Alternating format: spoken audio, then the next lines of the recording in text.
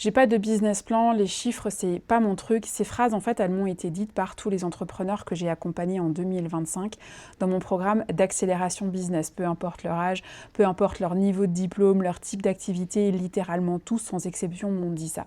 Et en fait, ce qu'ils avaient tous en commun, c'est qu'ils ne savaient pas me dire combien ils devaient facturer ce mois-ci pour payer leurs charges, pas combien ils voulaient facturer, mais combien ils devaient facturer. Et ça, c'est pas du tout pareil. C'est exactement la même chose avec une de mes clientes que j'accompagne actuellement en accélération business et qui est avocate. Elle sait qu'elle doit embaucher pour se développer et développer justement son cabinet d'avocat, mais elle n'a absolument aucune idée de combien elle doit facturer aujourd'hui, combien elle doit rentrer de chiffre d'affaires, combien de trésorerie elle doit avoir en prévision pour avoir de la sécurité financière et comment elle doit faire pour augmenter son chiffre d'affaires et surtout arrêter d'avoir peur d'être constamment dans l'insécurité financière alors qu'en réalité, son business, en fait, il se porte plutôt bien. Parce que, en fait, aujourd'hui, sa problématique, et c'est celle que beaucoup d'entrepreneurs ont, c'est que ses chiffres sont bons, sa machine, elle tourne, ses prix, ils sont justes et ils reflètent parfaitement son expertise. Ses clients, ils rentrent sans aucune difficulté. D'ailleurs, elle a un taux de conversion à quasiment 100%. Mais en fait, elle se sent tout le temps en insécurité financière. Et c'est justement ce dont on va parler dans cet épisode qui te permet en fait justement de savoir où tu vas, d'être guidé, de pouvoir prendre des décisions business qui sont éclairées et qui vont aller dans le sens de tes objectifs business. C'est de l'outil le plus mal compris de l'entrepreneuriat, c'est le business plan. En fait, le truc, c'est que soit tu penses que c'est un truc de banquier avec des tableaux Excel incompréhensibles que ton expert comptable il te fournit, tu comprends absolument rien, soit tu penses que c'est en fait un exercice théorique qui sert absolument à rien une fois que tu es lancé et qu'en fait, il n'y a que les numéros de page qui sont justes. Je vais te dire que les deux sont faux et je vais te le prouver dans cet épisode-là. En fait, un business plan, quand c'est bien fait, c'est ton GPS, ton espèce de tour de contrôle.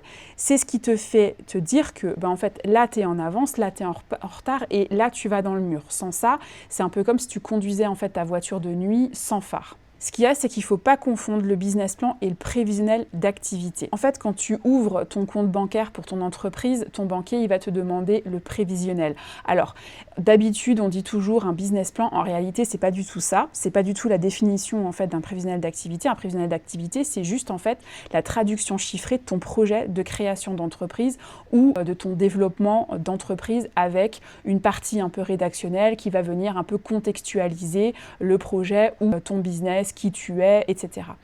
Et donc du coup, ton banquier, qu'est-ce qu'il te demande? Il te demande en fait un prévisionnel d'activité. C'est aussi ce que va te fournir en fait ton expert comptable quand tu vas le voir, que tu lui expliques ton projet, quel chiffre d'affaires tu envisages de faire, etc., quel niveau de charge tu vas avoir, le taux de marge, etc. C'est ce que te produit en fait ton expert comptable. Le business plan, c'est différent.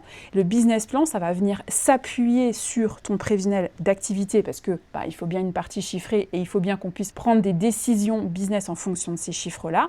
En revanche, c'est pas du tout la même chose parce qu'en fait, ça va intégrer 3 autres piliers qui est la vision et tes objectifs, l'ensemble de tes stratégies et la partie analyse et décision que tu vas prendre dans ton business une fois que tu auras fait justement ton business plan. Donc tu vois qu'en fait, c'est pas du tout la même chose. En fait, on a l'habitude de dire il me faut un business plan, je te fournis un business plan, nanana, en parlant d'un prévisionnel d'activité, mais c'est radicalement la même chose et ça ne sert pas du tout les mêmes objectifs. Quand j'accompagne des entrepreneurs dans mon programme de création d'entreprise, je leur fais en fait justement le business plan et leur prévisionnel d'activité. On va en discuter ensemble pendant les rendez-vous et ils peuvent justement donner leur prévisionnel à leur banquier, à leur expert comptable, etc. Et je leur fournis en fait aussi l'autre document, donc le business plan que moi j'appelle en fait le tableau de pilotage, c'est que j'ai fait en fait sous format de template, c'est en fait le business plan avec pas mal d'informations non financières de leur business, des informations justement issues aussi de leur prévisionnel d'activité et qui vont leur servir en fait de base de pilotage, de base de décision business. Parce qu'en fait, tes décisions, elles doivent se fonder sur des éléments factuels qui sont tes données, qui sont tes datas. Si tu les as pas, tu peux pas prendre en fait de décision. C'est juste impossible. Ou alors, tu vas prendre des décisions en fait au feeling et ça, c'est pas du pilotage en fait, c'est de l'approximation. Et en business, le problème, encore plus en 2026, c'est que l'approximation, on peut pas en fait se le permettre. Il faut qu'on soit précis. Et dans cet épisode, je te donne ma méthode complète pour construire un business plan qui va vraiment te servir. Et pas un fichier Excel que tu vas faire une fois pendant 4 jours d'affilée parce que tu comprends absolument rien à l'exercice et donc du coup que tu vas ranger, que tu vas ouvrir dans à peu près 1 ou 2 ans. Bref, tu vas l'oublier. En fait, ça va vraiment être un outil de pilotage que tu vas ouvrir chaque mois pour savoir exactement où tu en es et surtout où tu vas. Alors je vais te décrire une situation et je suis à peu près sûre qu'elle te parle. Il est 11h du soir ou bien il est 2-3h du matin pour les réveils nocturnes, ça marche aussi. Tu es dans ton lit et en fait au lieu de dormir, au lieu d'essayer de te rendormir en plein réveil nocturne, tu es en train de faire des calculs dans ta tête. Si je signe ce client-là, plus celui-là, moins les charges, moins l'URSSAF, etc. Et voilà, et en fait là, à ce moment-là, tu te rends compte que tu n'as aucune idée de si tu vas pouvoir te payer le mois prochain ou pas. Et là, ça commence à t'angoisser, résultat, en fait, tu n'arrives pas à dormir ou à te rendormir. Et ça, c'est le quotidien de 95% des entrepreneurs que je rencontre. En fait, ils fonctionnent au feeling, ils se lèvent, ils bossent, ils espèrent que en fait, ça marche et qu'à la fin du mois, ils vont regarder leur compte en banque comme on regarde en fait les résultats de l'auto et chouette, on va réussir à se payer. Le problème, en fait, c'est pas qu'ils ne bossent pas assez, c'est que en fait, ils ne savent pas d'où ils partent et surtout où ils vont. Parce que je veux développer mon activité, ok, mais ça veut dire quoi en fait, développer? Ça veut dire doubler ton chiffre d'affaires, ça veut dire le tripler, ça veut dire gagner 300 € de plus par mois, ça veut dire embaucher des freelances, ça veut dire embaucher des salariés. Et quand tu dis je veux plus de clients, ok, mais c'est combien? C'est 2, c'est 10, c'est 50 et c'est à quel prix en fait? Et pour quel volume de travail derrière? Et tant que tu n'as pas ces réponses, en fait, tu n'es pas un entrepreneur, tu es un freelance, un solopreneur, un entrepreneur qui va courir en fait après les missions, les clients en espérant que en fait, ça va s'arranger tout seul et qu'un jour tu pourras enfin vivre de ton activité sans trop travailler, en tout cas beaucoup moins qu'avant. Mais le problème en fait, c'est que ça s'arrange jamais en fait tout seul. Si tu me découvres sur cet épisode, je suis Lucille, diplômée d'expertise comptable. J'ai passé plus de 17 ans dans la profession d'expert comptable depuis plus de 3 ans maintenant. J'accompagne les solopreneurs et les freelances à lancer un business rentable, à trouver leurs premiers clients ou structurer leur activité pour booster leur chiffre d'affaires s'ils ont déjà créé leur entreprise. Alors ce business plan, il est constitué en fait de 5 blocs, 5 grosses étapes qu'on va faire justement et qu'on va voir ensemble dans l'ordre, avec les erreurs que je vois tout le temps et comment les éviter. Allez, c'est parti. Alors la première étape de la construction d'un business plan, ça va être la partie de la vision et de tes objectifs. Ça, c'est vraiment ta tour de contrôle et c'est celui en fait que malheureusement tout le monde bâcle, c'est la vision, les objectifs business que tu as à court, moyen, long terme. Quand je pose cette question à mes clients de mes 2 programmes création d'entreprise ou accélération business, la réponse c'est très souvent la même à la question c'est quoi ta vision, c'est quoi ton objectif, c'est vivre de mon activité et être libre. Mais ça je suis désolée, en fait c'est pas une vision et c'est encore moins un objectif. Une vision, c'est une photo de ta vie dans 12 mois, 24 mois, 36 mois, 4 ans, 5 ans, peu importe, mais en tout cas, elle doit être précise, elle doit être chiffrée et elle doit être vérifiable. Un exemple de mauvaise vision, c'est « je veux réussir mon business en 2026 ». Et un exemple de bonne vision, c'est en décembre 2026, je facture minimum 5 000 € par mois avec 2 clients en accompagnement long et 3 clients en prestation one-shot. Je travaille 4 jours par semaine et je prends 6 semaines de vacances dans l'année. Je ne sais pas si tu vois en fait la différence, mais la deuxième, en fait, tu peux clairement la mesurer. C'est-à-dire que tu arrives en décembre 2026 et soit tu y es, soit tu y es pas en fait. Le truc, il est binaire. Alors, une fois que tu as la vision, en fait, tu vas venir la découper en objectifs. Et là, moi, j'ai une règle simple, c'est que si ton objectif, il contient les mots plus, mieux, développer ou améliorer, en fait, c'est pas un objectif, c'est juste du vent. Un objectif, c'est par exemple signer 3 clients à 1 500 € avant le 31 mars. C'est précis, c'est chiffré, c'est temporel et c'est mesurable. Si tu t'es déjà un petit peu documenté sur comment fixer un objectif, typiquement, ça c'est un type d'objectif qu'on appelle objectif SMART, la méthode SMART. Et les objectifs SMART, en fait, ça marche hyper bien. En tout cas, c'est certainement pas avoir plus de clients au premier trimestre parce que ça veut littéralement rien dire de concret. Après, je vais te dire un truc, mais l'objectif, c'est super bien d'ailleurs d'en avoir, et super bien d'en avoir des objectifs SMART, mais si tu n'as pas le plan d'action derrière, ça ne sert à rien du tout, et croire que parce que tu as la vision et les objectifs, tu vas réussir, en fait, ça c'est de la pensée magique, parce qu'il te manque la partie du comment faire. Mais ça, on verra dans la dernière partie de cet épisode. Le bloc numéro 2 d'un business plan, ça va être l'offre et le positionnement. Et là, on va faire le ménage sur ton offre et sur ton positionnement. En décembre 2024, j'ai une cliente qui vient me voir, elle fait du coaching, de la formation, du consulting, de l'accompagnement individuel, du collectif, des ateliers, des audits, et elle réfléchissait encore à lancer du codev, à lancer un podcast en plus d'être sur LinkedIn et d'écrire une newsletter pour 50 abonnés à sa liste email. Elle avait 9 offres différentes, elle avait 9 prix différents et elle avait 9 cibles différentes. Le résultat de tout ça, c'est qu'en fait, elle faisait pas plus que 2000, 2100 euros de chiffre d'affaires par mois pour littéralement 55 heures de travail par semaine. Et franchement, c'est énorme pour le peu de chiffre d'affaires que ça rapporte. Et je lui ai posé une question qui est hyper simple, c'est quoi ton offre principale? Celle qui représente en fait le cœur de ton activité. En fait, à cette question-là, elle n'a pas su me répondre. Elle ne savait pas parce que, en fait, elle n'avait jamais vraiment choisi quel était le cœur de son activité, son offre de cœur. En février 2025, ce qu'on a fait, c'est qu'en fait, on a gardé 2 offres. On a littéralement fait le ménage dans toutes les offres qu'elle avait et on a tout béné. On en a juste gardé 2. Une offre signature à 2000 euros et une offre d'entrée à 500 euros. Et c'est tout. En mars 2025, elle a fait 6200 euros de chiffre d'affaires avec beaucoup moins de travail parce qu'en fait, elle savait exactement quoi vendre, à qui et à quel prix. Et donc, pour chaque offre, dans ton business plan, tu dois répondre en fait à 4 questions. La première, c'est quoi exactement? En une phrase, tu dois définir quelle est ton offre. Si tu mets plus d'une phrase, c'est que c'est pas clair. La deuxième question, c'est pour qui précisément? Et ne me réponds pas pour les entrepreneurs, c'est quel entrepreneur avec quel problème et à quel moment bien précis. La troisième, ça va être de savoir combien et pourquoi ce prix. Qu'est-ce qui justifie le fait que ton offre, elle soit à 2000 euros au lieu de 500 euros. Et la quatrième, c'est quel résultat concret, quel bénéfice le client il obtient. Si c'est le fait qu'il obtienne plus de clients, c'est pas en fait plus de clients, c'est x2 ou x3 sur son acquisition client par exemple. Si tu ne peux pas en fait répondre à ces 4 questions en 30 secondes, en fait ton offre elle est floue. Et une offre floue, ça ne se vend pas. Le troisième bloc de ton business plan, ça va être le modèle économique. Et donc là, on va rentrer dans la partie chiffrée. Là, accroche-toi parce que c'est souvent un petit peu violent, parce que je vais te poser une question qui est très simple, c'est quoi ton objectif de revenu net mensuel?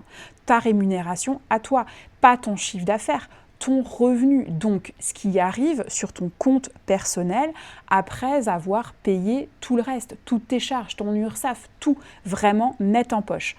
La plupart des gens, en fait, ils confondent les deux. Ils disent, moi, je voudrais gagner 3000 euros par mois et en fait, ils vont aller viser 3000 euros de chiffre d'affaires. Sauf que 3000 euros de chiffre d'affaires, c'est pas 3000 euros, en fait, dans ta poche. Parce qu'il va falloir que tu déduises, en fait, un sacré paquet de charges. On va faire un calcul très simple. Imagine que tu es en micro-entreprise. Tu es en prestation de service et donc sur 3000 euros de chiffre d'affaires, tu vas avoir 25% de cotisation URSSAF, ce qui va représenter à peu près 700-800 euros. Ensuite, tu vas enlever tous tes abonnements à tes outils, Notion, Canva, Calendly, ta compta, etc. Allez, on va dire moins 150 euros. Et aussi, derrière, on va enlever ton impôt sur le revenu, on va l'estimer à 10%, donc 300 euros. Bref, il va rester quoi en fait à la fin? Quand tu fais le calcul, il va rester entre 1700 et 1800 euros net en poche pour 3000 euros facturés. Donc si ton objectif en fait c'est 3000 euros net par mois, en fait tu dois facturer aux environs de 4800 euros et pas 3000. Donc viser 3000 euros par mois alors que tu en as besoin de 4800 euros, en fait, c'est déjà un mauvais calcul. 4800 euros par mois à 800 euros par exemple la prestation, tu vas le découper en clients. En fait, c'est 6 clients et 6 clients par mois, c'est 72 clients par an que tu as à traiter. Donc, pose-toi la question, est-ce que tu as le temps en fait de gérer 72 clients par an avec encore en plus toutes tes activités d'entrepreneur, à savoir ton administratif, ta prospection, ta communication, ton marketing, etc. Et c'est là en fait que la plupart des entrepreneurs réalisent que en fait, le modèle économique ne tient pas debout. Franchement, j'ai envie de te dire que si à ce stade tu t'en rends compte, en fait c'est plutôt une bonne nouvelle parce que tu vas le découvrir en fait avant de galérer pendant plusieurs années. Imagine qu'il y en a, ça fait 10 ans qu'ils galèrent en fait avec le mauvais modèle économique. Parce que si ton modèle en fait il tient pas, là dans ce cas-là, tu vas avoir 3 options. 3 options parmi les plus courantes de toutes les options que tu peux avoir. C'est la première d'augmenter tes prix, la deuxième c'est de changer justement ton offre pour avoir une meilleure marge et la troisième ça va être de réduire tes charges. Mais en fait le truc c'est qu'au moins maintenant en fait tu sais et tu navigues plus en fait à l'aveugle. Le bloc numéro 4, ça va être ta stratégie d'acquisition, donc typiquement ton pipeline commercial. Là, dans ce 4e bloc, on va parler de comment tu vas trouver tes clients, donc là vraiment la stratégie d'acquisition client que tu vas mettre en place pour pouvoir servir tes objectifs, atteindre tes objectifs et donc servir ta vision. Et là, je vais être cash, mais je poste sur les réseaux sociaux et j'attends. C'est pas une stratégie d'acquisition client. Ça, c'est juste en fait espérer que ça tombe tout seul. Une stratégie d'acquisition, c'est un entonnoir avec des chiffres à chaque étape. Je vais te donner un exemple concret. Si ton objectif, en fait, c'est d'avoir 4 clients par mois à 1 500 €, que ton taux de conversion en appel de vente, en appel découverte, tu appelleras ça comme tu veux, c'est de 25%. Sur 4 appels, en fait, tu vas signer concrètement un client. Donc, pour signer 4 clients, tu dois faire concrètement 16 appels découvertes, 16 appels de vente par mois. Donc, tu divises ça par le nombre de semaines dans le mois, ça en fait 4 par semaine. Comment tu vas en fait obtenir ces appels? C'est là que c'est intéressant. On va dire que, allez, 50% ils viennent de tes posts sur LinkedIn. 50% ils proviennent du bouche à oreille. Donc en fait, tu as besoin de 8 demandes entrantes via LinkedIn par mois et 8 recommandations. Bon, après, ça peut être 6 et 2 par exemple, ou tu vois, enfin bref, on peut répartir ça un peu différemment. Sur LinkedIn, il faut que tu saches que ton taux de conversion par rapport à ton contenu qui donne lieu à des messages privés, à une réservation d'appel, à un engagement, bref, en tout cas, il est de 2%. Donc, pour avoir 8 appels, tu dois toucher au minimum avec ton contenu 400 personnes qualifiées. Tu vois un petit peu comment ça fonctionne.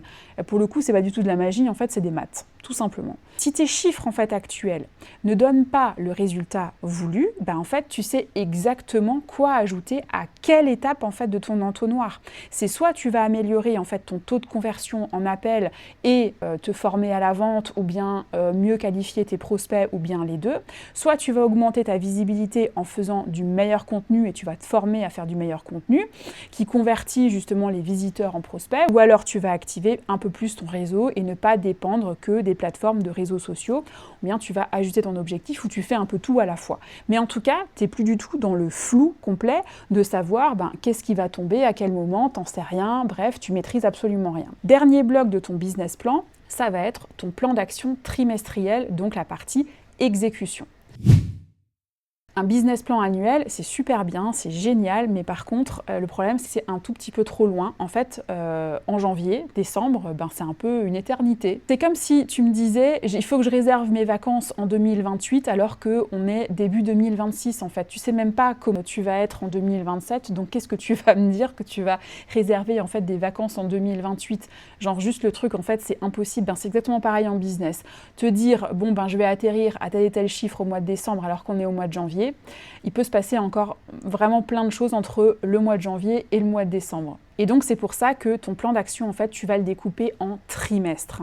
Parce que pour chaque trimestre, en fait, tu vas définir un objectif principal et un seul, pas 5, pas 10, pas 20, un seul. Tu vas définir aussi derrière 3 actions prioritaires au maximum. Ensuite, les indicateurs que tu vas suivre chaque semaine pour pouvoir justement réaliser ton objectif que tu auras fixé et le budget temps et argent, c'est-à-dire les ressources que tu vas avoir à disposition pour pouvoir faire ce plan d'action pour atteindre ton objectif. Par exemple, pour le premier trimestre 2026, si on dit que l'objectif, ça va être de valider ta première offre signature et signer tes 3 premiers clients, en fait, en action prioritaire, tu vas avoir pour le mois de janvier de finaliser toute la partie offre packagée, marketing, prix, etc. Pour le mois de février, ça va être de créer 2 contenus par semaine, par exemple, sur les réseaux sociaux sur cette offre signature. Et au mois de mars, ça va être, par exemple, de recontacter contacter 30 anciens prospects pour créer de nouveau un lien et puis leur parler en fait de ta nouvelle offre. En indicateur hebdomadaire, ça va être de suivre ton nombre de contenus que tu as publiés sur les réseaux ou le nombre d'événements de réseautage, par exemple, auxquels tu as participé. Ça va être de traquer le nombre de messages privés que tu as reçus ou le nombre d'échanges que tu as eu avec des prospects sur tes réseaux ou bien par mail ou WhatsApp, enfin que sais-je. Ça va être aussi de savoir quel est le nombre d'appels qui ont été réservés, le nombre de rendez-vous qui ont été fixés pour justement parler de ton offre.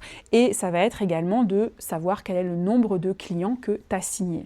Et au niveau de ton budget, il y a un moment donné dans ta semaine, il va falloir que tu fixes en fait le temps que tu vas allouer justement à ce plan d'action, à toutes ces actions concrètes qui vont venir servir ton objectif pour le premier trimestre 2026. Étant entendu que tu as aussi autre chose à faire que de faire que de la création de contenu, etc. Donc tu vas te fixer 6 heures dans la semaine de création de contenu, 2 heures dans la semaine de prospection, bref, fin mars, tu vas faire le bilan.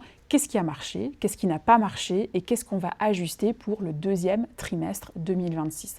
En fait, tu vois que ton business plan, c'est pas du tout un document figé. C'est d'ailleurs en fait un outil vivant que tu vas mettre en fait à jour tous les 3 mois. Et là, je vais te donner un cas concret avec un de mes clients. Donc, en novembre 2005, j'ai Sophie qui me contacte, qui est consultante pour les medtech. Elle vient me voir parce qu'en fait, elle galère à trouver des clients. Et quand je lui demande son business plan, en fait, elle me sort un document de 2 pages qu'elle avait fait pour la banque à l'époque en 2023, qu'elle n'avait jamais réouvert depuis. Donc, on fait le diagnostic ensemble pour voir au niveau de sa situation. Donc, elle avait un chiffre d'affaires moyen à 2 600 € par mois. Elle avait 4 offres différentes. Elle avait de l'audit, de la formation, du coaching, du conseil pour les medtech.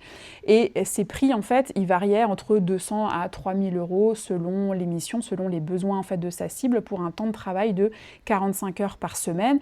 Et en fait, elle gagnait en revenu net réel, toute déduction de charges confondues, environ 1 500 €. Le problème qu'elle avait, en fait, c'est qu'elle ne savait pas combien elle devait facturer pour atteindre ses objectifs. Elle n'avait même pas en fait d'objectif clair. Elle, tout ce qu'elle voulait, c'était vivre de son activité, mais bon, ça, c'est pas un objectif.